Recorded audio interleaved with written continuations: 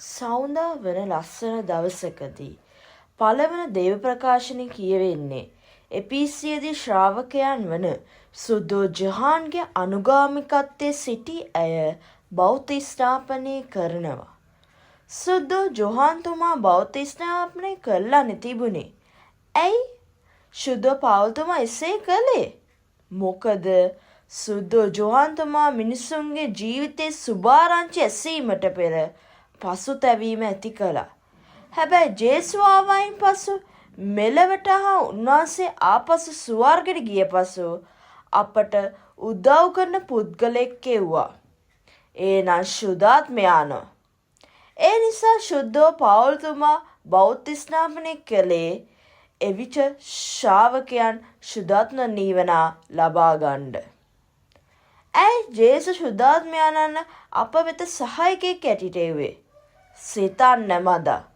ගොඩක් වෙලාවට අපට සාතන් හා දෙවිදුගේ ආදරය අත්දැකීමේ ගැටලුව හෙවත් සටනට මූණ දෙන විට අපවි හෙම්බත් වෙනවා.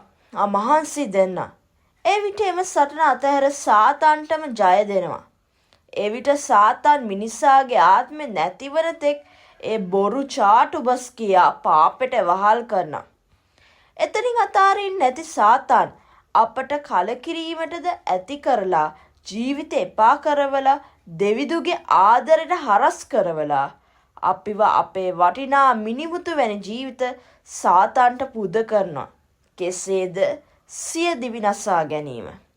දෙවිදුගේ ආදර නිසා මෙය උන්වහන්සේට දරා ගන්න බැරි වුණා.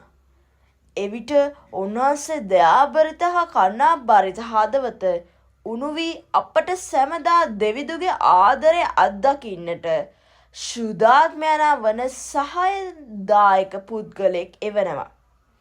එහෙනම් අපි ශුද්ධාත්මයට යාඥා කරමු, ස්තුති කරමු අපට දෙවිදුගේ ආදරය අත්දැකීමට හැකියාව දීපු එක ගැන. ජේසුතුමා සුපුවත මගින් තේරුම් කළ දෙනවා ලෝකයා මාංශය අපට සාධාරණයට වෙනුවෙන් ගැරෙව්වත්, කොන් කළත්, ප්‍රතික්ෂේප කළත්, විනිශ්චය කළත් හා අවමාන කළත් අප සාධාරණත්වය පහළට දමන්න හොඳ නෑ. අප ඒ වෙනුවෙන් නැගී සිටිය යුතුයි. ජේසුස් එසේ කළා. සෑම දෙනා ජේසුස් ප්‍රතික්ෂේප කළත් උන්වහන්සේ ලෝකයා මාංශය ඉදිරියේ ගෞරවය නමස්කාර ලැබුණා. පසුව ලෞකික දේවල් තිබුණ දෙවිපියාණන්ගේ දරුවෙක් වීමට අපහසුත නම් ජීවිතේ ඵලය කුමක්ද? නැවත හැරමු දෙවිදුට. ඔබට ජේසුස් පිහිටයි.